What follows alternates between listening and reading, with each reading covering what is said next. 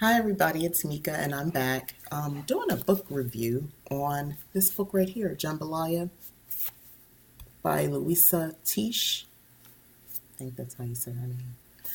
Love the book. I noticed a lot of the women, witchy circles on Facebook, they're reading this book. And I thought it would be really interesting to read. And I didn't do it like in a virtual book club or anything like that. I just wanted to know more about it. Got it from Amazon.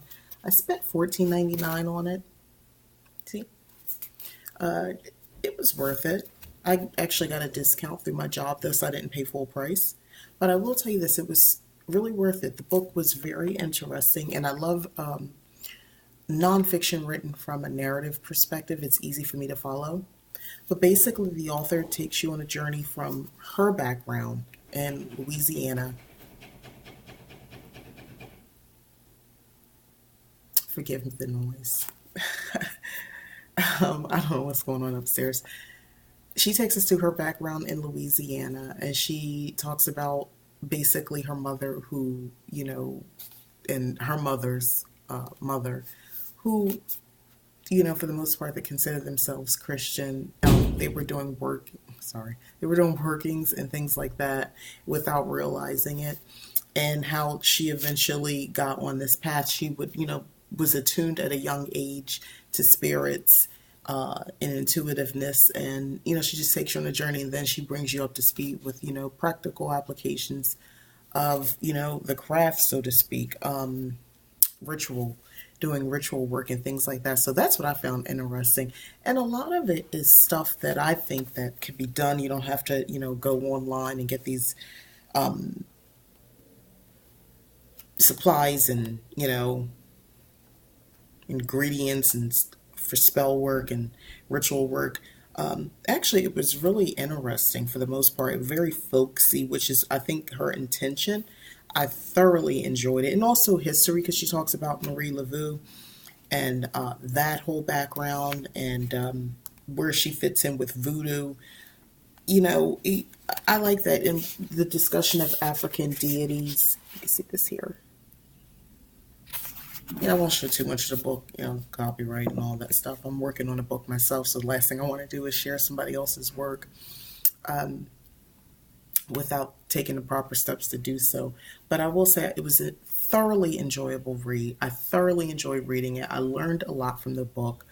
What I'll do and my takeaway, what I'll use going forward is most likely the ritual baths, just those cleansings.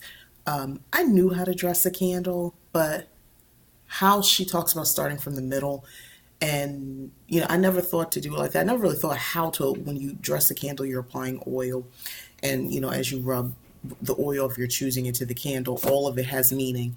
You do it with intention. So one thing I never really thought about was where you place the oil as far as on the candle, and when you start the process, like, oh, does it matter? It shouldn't matter. I just pour it on, and then then my intention starts. But no, from the moment you make contact with the oil, you start in the middle of the candle, work your way up.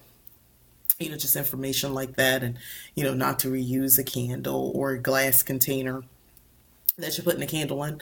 You don't want to use a dirt, well, not dirty, but like a little dust on it. You might not think that means that big of a deal, but it really does.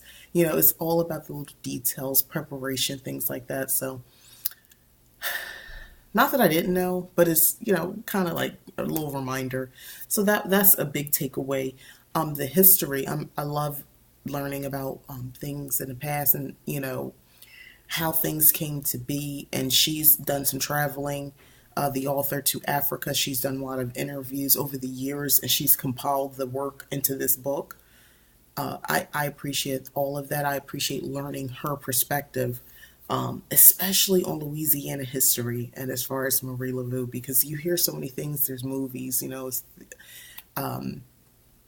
the one Angela Bassett played her in American, whatever that show is. I really can't remember the name of the show. Anyway, she played her on that. And I think that was the only time I really watched that particular show, because it was I wanted to know, what was going to happen. Um, but, it was fiction. They embellish a lot. I didn't know that she really was a hairdresser. That's new information. I thought that was just in American Horror Story. I thought that was just in the show. I had no idea she was really actually a hairdresser. So that's something that was actually pretty true. So anyway, like I said, it was very interesting read and informative. I learned a lot from it. I would definitely recommend the book. Um, Outside of that, as far as life change, like to me, it just solidified what I already knew. Listening to my intuitive spirit, listening to spirits. She talked about using tarot cards in the book as well, which I do. She also talked about divining with just a glass of water. And that's something I think I knew about, but I've never tried. But that to me is just practical advice for when you're not going to go out and buy a bunch of tools. You're not going to invest in all, if you're not in a position to purchase tarot cards or you don't have a place to store them because you technically, don't live in a household where that's allowed or you don't feel comfortable or you just don't know the cards. You can always just get a bowl of water in a clear glass, um, and scry with that and meditate and talk to spirits, talk to your ancestors. She talks obviously about ancestor of reverence, things of that nature, and just putting a little food out and lighting a candle and the care and feeding of your ancestors in the spirit world. Because when you take care to do those things, they work for you. That's something I'm already doing. Um, yeah, but I thought it was a really good book. I really, really enjoyed it. Um, I wish we had more books like that on the market. I wish that there was some more. Maybe I'll write the next one.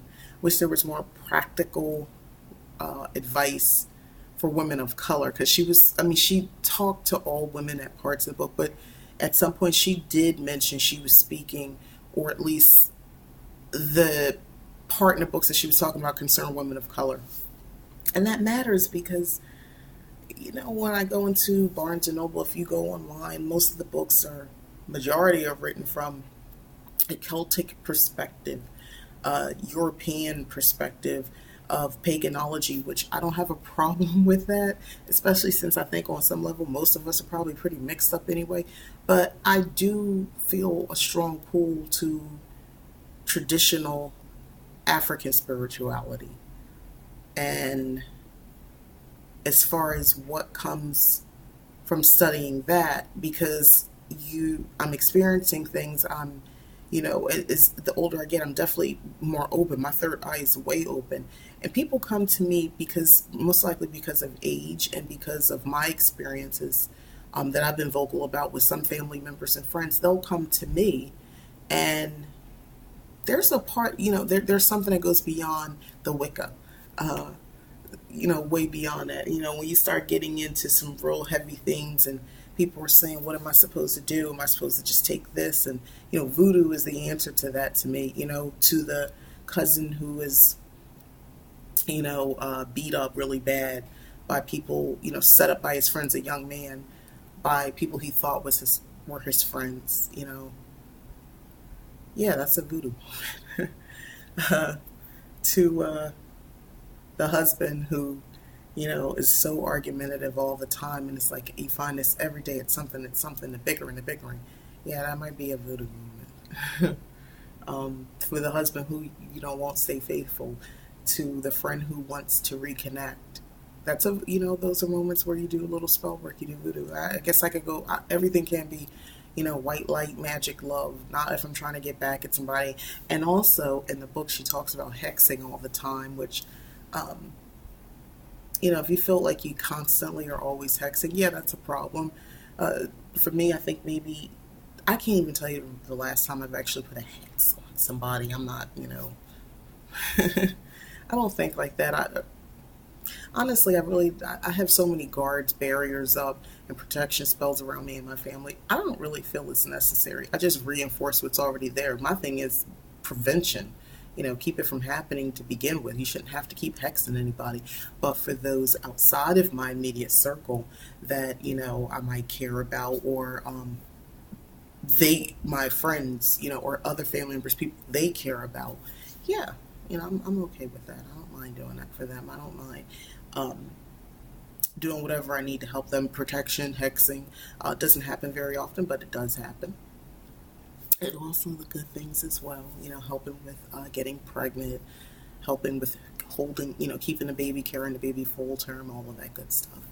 So, anyway, I thoroughly enjoy the book.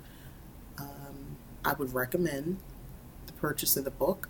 And more importantly, I look forward to any other work that this author does. Thank you for watching.